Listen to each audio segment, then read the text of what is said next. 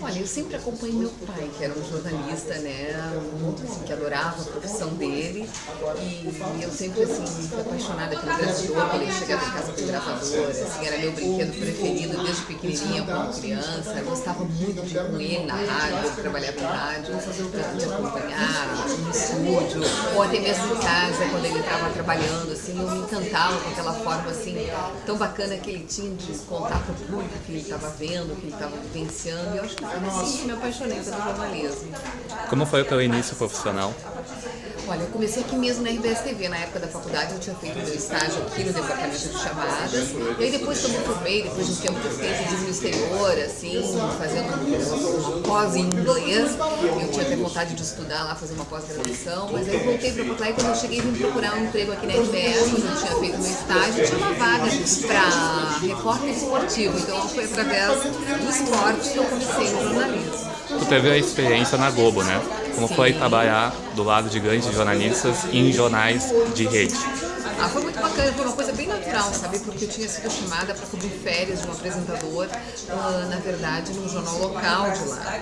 E quando eu cheguei no meu primeiro dia, a Fátima Bernardes tinha tido um problema e não pôde apresentar o Jornal da Globo, e me pescaram ali na redação para apresentar o jornal. Então foi uma coisa, assim, bem natural, assim, sem muito planejamento de começar no Jornal Nacional, um jornal de rede nacional. E eu fui super bem, e aí nos dias seguintes já me disseram, não, agora tu vai ficar apresentando esse jornal, e quando terminou o período que eu estava cobrindo férias, já me disseram, agora tu tem que vir pra cá, tem que vir embora. Então foi uma coisa muito natural, a minha ida assim pra lá. Eu não tive nem tempo de ficar nervosa, nem de me dar muito conta que eu estava fazendo no Jornal de Rede Nacional. Eu fiz o que eu sabia fazer aqui em Porto Alegre, no meu jornal local, e deu super certo, né? E foi muito bacana assim, porque naquela época tinha Sérgio Chapelin, tinha Cid Moreira, tinha os grandes nomes assim, né, do nosso jornalismo, com quem eu conheci, com quem eu convivi. Depois trabalhei direto com o William Bonner, fiquei mais de 3 anos trabalhando ao lado dele também, que é um excelente jornalista. O golpe do aumento ameaça a colheita da safra. Postos e transportadoras do Paraná denunciam que as distribuidoras estão escondendo o óleo diesel. Uma termoelétrica de 12 trilhões de cruzeiros está parada no sul do país por causa do risco de chuva ácida. Mais de 200 passageiros sobrevivem à queda de um Boeing 767 na Guatemala. O registro da conversa dos presidentes Bill Clinton e Boris Yeltsin sobre os japoneses abre uma crise diplomática. O Flamengo derrota o Bangu e continua na luta pela Taça Guanabara. E o lançamento mundial do novo disco de David Bowie.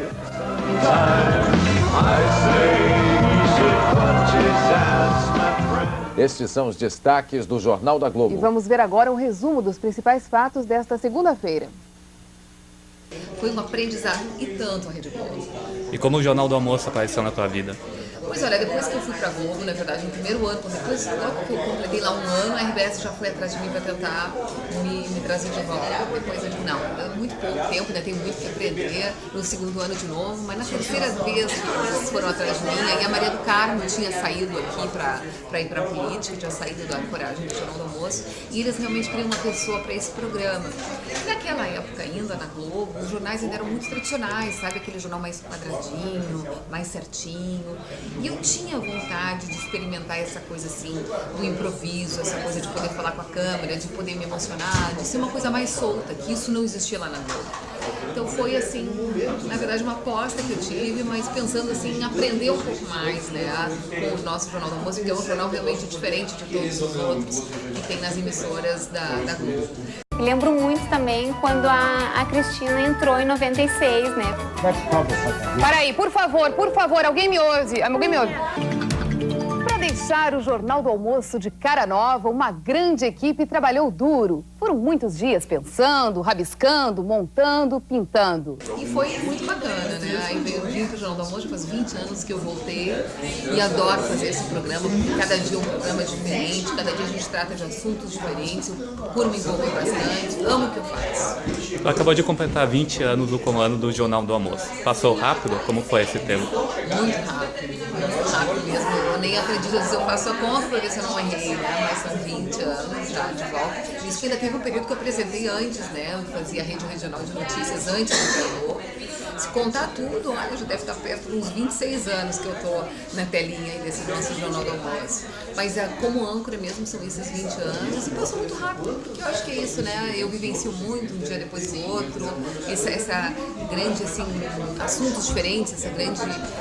não é uma rotina, sabe? Então por isso que eu acho que passa muito rápido. O Jornal do Almoço teve várias edições especiais nas cidades, em festas e tal. Como era fazer o programa, toda a preparação e a recepção do público? Muito bacana. Eram programas que a gente assim, curtia muito fazer, né? Porque a cidade vivia muito o programa, então não era um programa só de televisão, um pouco de teatro também, porque tinha um público presente que nos dava um retorno, com quem a gente podia conversar. Então isso enriquece muito o programa. Sinto falta, inclusive, daqueles programas, viu? A gente agora abriu mão, porque a gente está muito mais focado assim, no jornalismo, no factual, uma coisa assim, né? O Jornal do Almoço passou por muitas modificações. A gente teve um período em que ele era mais uma revista, que ele era assim, tratava de assuntos mais leves. Hoje em dia ele está num formato assim, mais desses assuntos locais, mais desses assuntos que a gente pode ajudar a comunidade, ajudar a transformar a comunidade, como a gente diz aqui na RBS, né? Através da cobrança, através assim, do acompanhamento dos fatos mesmo. Então a gente deixou um pouquinho de lado esses assuntos assim mais light, como a gente chama, e inclusive os programas do interior, mas eu sinto falta. Em 20 anos o Jornal do Almoço mudou bastante. Qual foi a maior transformação? Maior transformação, olha, eu acho que foi quando ele realmente deixou de ser essa grande revista, assim, porque ele tinha vários apresentadores, inclusive, que ficavam juntos no estúdio, né? Hoje ele é um programa bem mais enxuto nesse sentido, mas acho que muito mais rico em notícias, assim, e acho que muito mais importante até mesmo para a sociedade, né? Porque a gente tem essa cobrança, a gente tem esse papel, assim, de acompanhamento dos assuntos, que eu acho que isso é muito bom para o nosso Rio Grande. Ao vivo pode acontecer tudo. Qual foi o maior mico? Maior mico, olha, até não saberia te dizer qual foi o maior mico, assim. A gente sabe que a gente aprende aos pouquinhos a não dar bola muito para os micos, né? Porque eles até podem acontecer mesmo. Mas a gente aprende aos pouquinhos a não dar bola para isso. Quando eu comecei, eu me lembro que cada vez que eu errava, assim, eu ficava muito chateada com aquele erro. Mas eu acho que até isso é bacana para o telespectador, né? Porque nós somos pessoas que erram. Estou falando aqui contigo, daqui a pouco eu posso me enrolar e errar. Então, hoje em dia, assim, eu tiro isso de letra. Mas no passado, assim, qualquer assim, errinho, porque acontece muito. Quando você está começando, que você tem tanta coisa para cuidar, até que tudo flua naturalmente, porque tu tá ali, tem uma pessoa que às vezes fala no teu ouvido, tu tá lendo um texto, que daqui a pouco esse texto não roda, tu tá preocupado, alguém diz assim, olha, teu cabelo tá fora do lugar, aí tu vai arrumar o cabelo, aí tua roupa também, ó, tá muito degotado o vestido, aí tu tem que te arrumar. Então são tantas coisas, olha, tu saiu da luz, olha, o fundo não tá fora do enquadramento. Então são tantas coisas que a gente tem realmente, que as pessoas do outro lado nem percebem para cuidar, né, que erros podem acontecer sim. E hoje eu tiro isso de letra. Um dos momentos mais marcantes do Jornal do Almoço foi o choque do Lazer Martins. Como foi os bastidores no estúdio? Rainha Itália, que é uma das mais conhecidas uvas de mesa. Aqui a Perlona. Essa aqui é a Tardia de Caxias, que é uma uva, é uma variedade nova. E aqui a Rubi, que é uma mutação da uva Itália. Estas mais de mesa. Aqui do lado, Pederneiras. Aqui, por exemplo, tem... Ai, ai!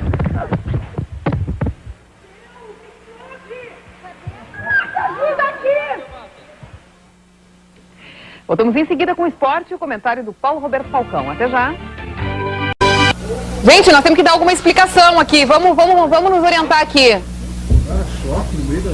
Ele tá bem, só me diz pra saber se ele tá bem. Não foi? Não, ele caiu. Ele caiu. Tão forte que ele caiu. Você deve ter visto aí que aconteceu alguma coisa estranha lá, nós também aqui ficamos preocupados, não sabíamos o que tinha acontecido, mas agora já estamos sabendo. O Lazier foi pegar aquela uva e tomou um choque. Ai, ai! Mas já está passando bem e logo já volta a falar pra gente lá de Caxias do Sul. Que susto, né, Falcão? Tá louco, tá louco. Pois é, foi um susto danado, porque a gente, na verdade, não sabia o que estava acontecendo, né? De repente, o Lazier deu aquele grito, sumiu, e o câmera desfocou ele. Nós não sabemos se ele estava passando mal, se ele tinha sido atingido por alguma coisa. Então, realmente foi um susto danado. O que eu pude fazer foi chamar o intervalo comercial para que a gente pudesse entender, preocupados, inclusive com o colega, né? E também com o andamento do jornal. Então, fui chamar um intervalo para saber o que estava acontecendo e depois retornar. Felizmente, né? Tinha sido um choque, mas ele estava bem. a gente pôde seguir com mais tranquilidade, mas foi um assunto muito comentado. Como é fazer cobertura de tragédias como o da Boate Kids? Como foi a cobertura que vocês fizeram? Tem como não se emocionar? Não tem como se atingir com isso? Não tem, né? Nós temos os nossos sentimentos, somos pessoas, então sempre que tem assim um acontecimento trágico, a gente sofre muito. Sofre porque a gente tem que estar assim, descobrindo detalhes ainda daquela tragédia, né? E selecionando que detalhes que a gente vai passar para o público, o que a gente vai passar, o que a gente não vai passar, o que é importante, o que não é importante, tendo um cuidado, uma sensibilidade para lidar com o assunto, com as pessoas envolvidas, né? Para não querer, querer mostrar assim, que a gente está só furungando um assunto que para as pessoas é muito dolorido. Então, saber o limite exato de até onde a gente pode ir para buscar informação. E mesmo assim tem que lidar com o sentimento que a gente tem, né, da tragédia. Nossa, eu me lembro que eu fui lá na Boate Kids quando os pais estavam ali identificando os filhos. Então, uma situação assim trágica, que a gente tem que se colocar um pouco no segundo plano para, né, poder acompanhar, mas sem estar assim, se metendo demais na situação, mas também pegando as informações para passar para o público. É um limite que a gente vai aprendendo também, né? Bom, qual foi a maior transformação no jornalismo televisivo? Maior transformação, eu acho que a maior transformação mesmo foi quando a gente teve essa oportunidade de entrar ao vivo, né? Esse ao vivo, esse imediatismo que a gente conseguiu e hoje em dia cada vez mais, assim, com toda essa tecnologia que a gente tem, com o uso da internet, isso que permite realmente a notícia estar assim na hora, você está vendo o que está acontecendo, está ouvindo, né? Imagem e som ao mesmo tempo, chegando na casa do telespectador na hora que tudo está acontecendo, às vezes lá do outro lado do mundo, isso é fantástico. Acho que essa foi a maior transformação, sem dúvida, que o jornalismo teve. A tendência da televisão é cada vez mais ao vivo e prestação de serviços?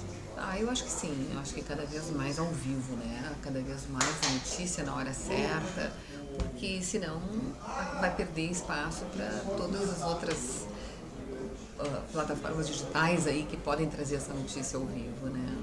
Quando tu começou, tu pensou um dia apresentar um telejornal como o Jornal do Almoço? Olha, eu já fui telespectadora do Jornal do Almoço, né? Então eu acho que até, assim, não sei se eu pensava exatamente assim, ser a principal âncora, mas trabalhar num programa assim é sempre um sonho de todo mundo. E acho que não foi diferente comigo. Eu sempre assisti o Jornal do Almoço e depois que eu decidi fazer jornalismo, acho que eu pensava assim, em alguma coisa desse tipo. E olha só, não é só o frio que marca a presença nesta sexta-feira. O tempo está ficando cada vez mais úmido e pode chover hoje e em todas as regiões, Luísa. Isso. Então, hoje ficamos por aqui. Uma boa tarde para você. Se prepare para o frio. Tchau.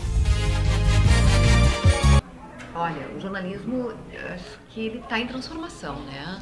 Agora, não é uma transformação assim, que vai ser tão rápida. Eu acho que sempre vai ter espaço para o jornalista. Eu acho que vão surgir novas plataformas, vão surgir outras oportunidades de trabalho. Mesmo aí em blogs, como a gente sabe hoje, em sites, enfim, outras coisas desse tipo, né? Mas eu não acredito que a televisão, por exemplo, vai assumir que não vai mais existir telejornal. Não acredito que o jornal impresso, há tanto tempo que se falou, né? Que quando surgiu o rádio, quando surgiu depois a televisão, quando todo mundo diz, agora não vai mais ter jornal impresso. Não, o jornal impresso continua e tem muita gente que adora ler jornal impresso. Mas eu acho que as coisas vão se transformando, eu acho que as coisas vão mudando e a gente vai se adaptando a isso. Então, um jornalista que quer ser jornalista vai encontrar, com certeza, um local de emprego, né? Vai encontrar seu emprego. Qual é o problema da profissão? Ganha pouco, realmente. Hoje em dia é uma das profissões de difícil, né? De difícil mercado, porque o mercado é restrito, tem pouca concorrência, então fica mais apertado. As pessoas reclamam também de ter que trabalhar em horários complicados, ter que trabalhar fim de semana, ter que trabalhar feriado, mas vale a pena. Agora dá um recado para os teus fãs. Continue me assistindo no Jornal do Almoço e para quem está querendo fazer jornalismo, fica a minha dica aqui, que é uma profissão maravilhosa, eu adoro o que eu faço, cada dia é um dia diferente, cada dia tem uma notícia diferente para eu passar, então eu sou encantada com essa profissão, não consigo me imaginar fazendo outra coisa, então se você quer fazer jornalismo, vai em frente, se você não quer, fique de nosso telespectador. O Jornal do Almoço está de volta amanhã, uma ótima tarde para você e até lá.